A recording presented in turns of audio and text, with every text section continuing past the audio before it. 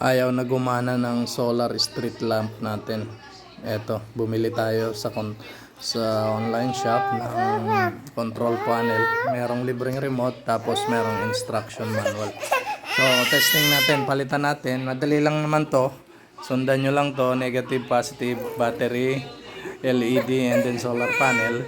Bali, kukonect nyo lang. Saglit lang naman yan. Panoorin nyo yung buong video. Makikita nyo kung gagana ba siya o hindi. Hindi ko rin alam kasi tsambahan lang to. Pero sa dulo gagana yan. Tingnan natin.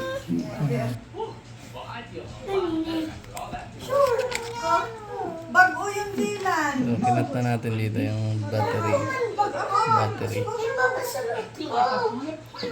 Kita nyo.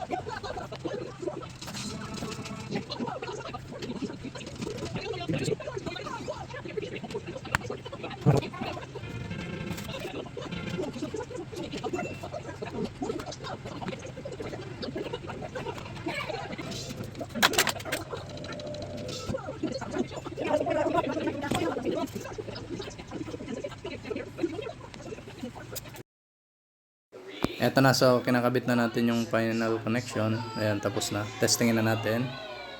Switch on. Ito, isa pa. Hop, ayan, mukhang umilaw. Tingnan natin. Umilaw siya.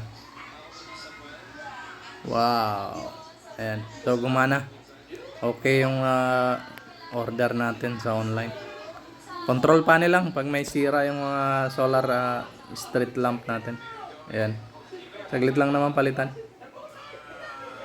Thank you for watching, guys.